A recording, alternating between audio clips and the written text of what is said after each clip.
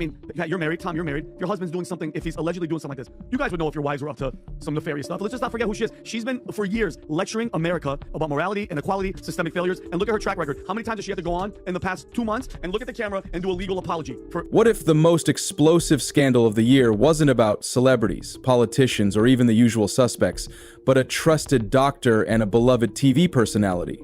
Imagine waking up to headlines that scream RICO lawsuit, the same law that brought down mobsters, now linked to a prominent surgeon. And the shock doesn't end there. This surgeon is married to Emanuel Hostin, the outspoken co-host of The View, famous for calling out injustice and championing morality. The accusations? Jaw-dropping. We're talking insurance fraud, kickbacks, and unnecessary surgeries. But that's just the surface. This case involves nearly 180 defendants, making it one of the biggest legal spectacles New York has ever seen. It's a mix of Grey's Anatomy and Goodfellas, with stakes higher than anyone imagined. So here's the million-dollar question. Is Dr. Emanuel Hostin a mastermind in a massive fraud scheme or just a scapegoat in a high-stakes insurance war? And why is Emanuel Hostin, a woman known for tackling tough topics, staying so quiet? The first hints of trouble emerged quietly. Few people outside tight circles in the medical community had any idea that Dr. Emanuel Hostin's name was about to appear in a lawsuit that reads more like a phone book. RICO allegations, originally designed to tackle organized crime, aren't your everyday legal scuffle. They imply systematic wrongdoing, conspiracies that involve more than just a handful of people. They suggest a network, a chain of individuals all working together with one overarching goal: to defraud. At the core of this unfolding scandal is insurance fraud. According to the plaintiff, American Transit Insurance Company, Dr. Hostin and other defendants orchestrated a scheme to bilk insurers out of millions of dollars. The tactics in question? Allegations swirl around unnecessary surgeries, inflated medical bills, and behind-the-scenes financial perks, also known as kickbacks. These are serious claims, and if proven true, the fallout would be enormous. But what exactly is the plaintiff alleging? The insurer says that over time, a group of medical professionals, including Dr. Hostin, performed procedures, especially arthroscopic surgeries, that weren't always needed. Picture a patient who goes to the doctor for a lingering knee complaint. Instead of pursuing conservative treatment, the patient is almost immediately advised to undergo surgery, racking up hefty bills for the insurance company. In other cases, the allegation is that the surgeries may not have even happened at all, yet they were still billed. It's like paying for a high-end meal only to discover no actual dish was ever served.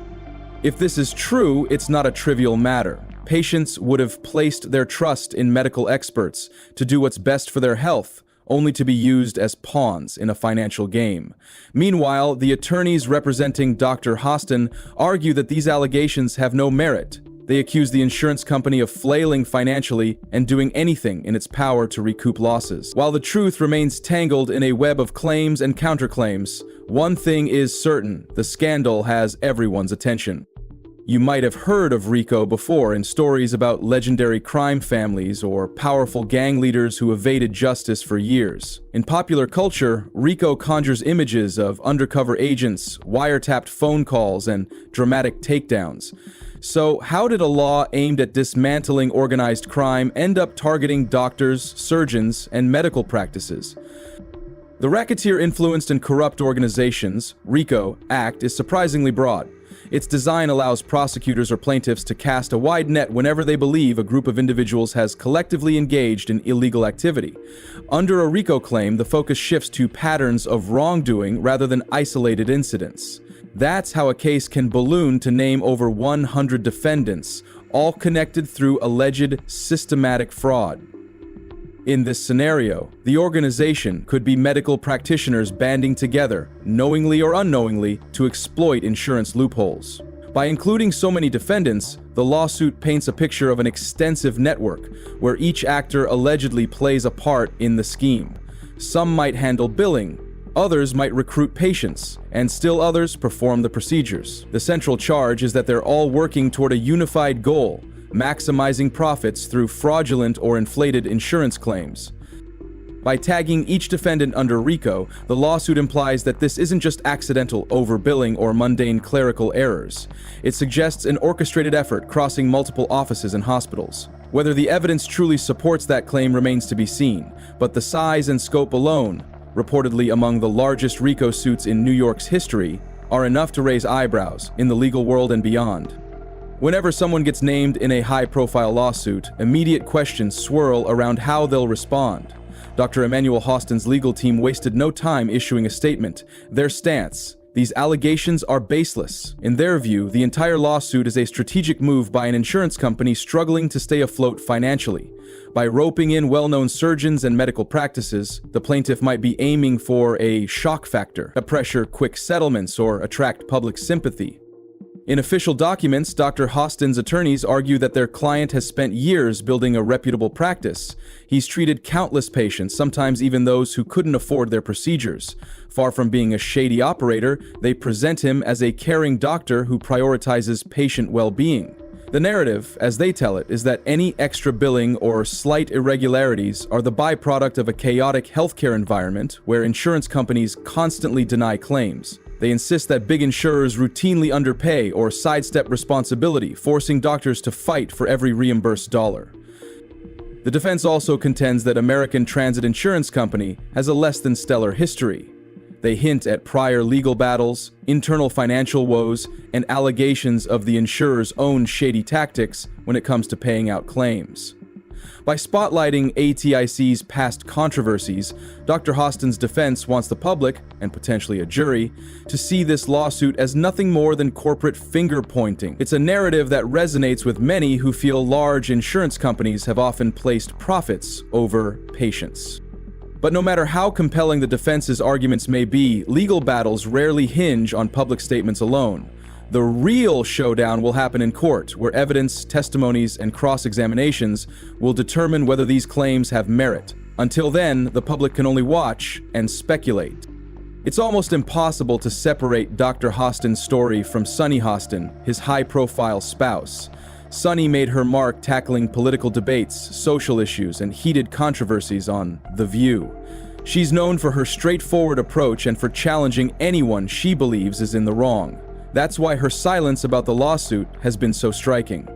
Observers might have expected Sunny to quickly stand by her husband, using her platform to declare his innocence. Alternatively, they might have thought she'd address the subject head-on, acknowledging the seriousness of the claims. Instead, she's chosen an approach that feels downright uncharacteristic, saying next to nothing. Some fans speculate she's protecting her public image, given that any misstep on a daytime talk show can lead to immediate backlash. Others suspect legal counsel advised her to keep quiet until more facts emerge. Her few indirect mentions of her husband's medical work have been carefully worded. She's reiterated that being a doctor is challenging, particularly when insurers deny rightful payments. But she hasn't touched the specific allegations surrounding the RICO suit. This reticence might be strategic. Perhaps her producers have decided not to inflame the story any further. Or maybe, on a personal level, she's genuinely trying to navigate the emotional toll it's taking on her family. Whatever the reason, Sunny's silence has sparked online chatter. People wonder if her marriage is strained or if she's making plans to distance herself, career-wise, from her husband's legal troubles. Of course, such speculation might be entirely off base. What is clear is that, for once, Sunny Hostin isn't the one leading the conversation. She's at the center of it, and the silence is deafening. The allegations against Dr. Hostin don't exist in a vacuum. They tap into a bigger question. How broken is the U.S. healthcare system, and to what extent do doctors and insurance companies share the blame? Americans have long complained about skyrocketing insurance premiums, surprise bills, and confusing policies. Many people have horror stories of being denied coverage for vital treatments or paying exorbitant costs for basic care. When a case like this explodes into the public eye, it reignites the debate about who's really at fault. If these RICO allegations are accurate, doctors may have capitalized on the labyrinth of insurance billing codes to generate huge revenue streams.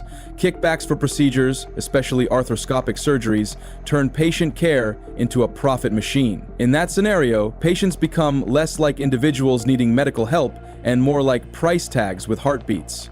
This fuels distrust in medical professionals who are supposed to uphold ethical standards above all else. On the flip side, insurers also stand accused of questionable tactics. Patients often share stories of denied claims or partial payments that force doctors to either absorb losses or pass costs back to patients. This can create a vicious cycle. Doctors raise prices, insurers clamp down further, and patients get caught in the crossfire. In some cases, you might even see medical practices treading legally gray areas to stay afloat. That doesn't excuse unethical or illegal behavior, but it highlights a system where moral lines can blur if financial survival is on the line. Ultimately, this lawsuit probes the messy intersection of medicine and money. Whether or not Dr. Hostin is guilty, the case shines a spotlight on how the system can be abused, or perceived to be abused. And that, perhaps, is why so many people are drawn to this story. It represents the collision of lofty ideals about healing people and the harsh reality of big money business deals. Insurance companies often face criticism for prioritizing profits. An American transit insurance company, AETP, the plaintiff in this case, isn't immune. They claim to be victims of a massive scam involving Dr. Hostin and other providers, citing suspicious billing practices, phantom surgeries, and kickbacks.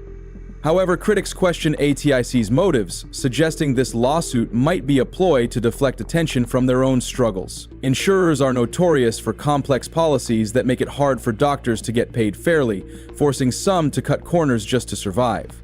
Insiders even hint at ATIC's financial instability, implying the lawsuit could be a desperate move to recover losses. Ultimately, the courtroom battle will hinge on evidence. If ATIC proves fraudulent activity, their case gains traction. But if their claims falter, Dr. Hostin's defense of painting the insurer as desperate could prevail. With so much at stake, neither side is likely to back down. Turn on the TV or open any gossip site, and it's likely you'll see headlines screaming about the Hostin family drama. On social media, especially platforms like Twitter and Instagram, users are dissecting every angle. Some are staunchly defending Dr. Hostin, pointing to his years of practice and philanthropic efforts. Others are convinced there's truth to the allegations, seeing them as another gotcha moment for celebrities who champion social causes publicly, while allegedly benefiting financially behind closed doors. Meanwhile, memes have taken over corners of the internet, with people poking fun at the idea that a law used to bust mobsters is now entangling a daytime talk show host's spouse. You'll find everything from comedic sketches to conspiracy-laden rants about how The View might be part of some bigger cover-up. It might all seem outrageous, but it underscores how this story has transcended the usual confines of celebrity news to become a flashpoint for debates on ethics and integrity. Even more intriguing is how fans of The View are reacting. That show thrives on discussing current events and holding public figures accountable.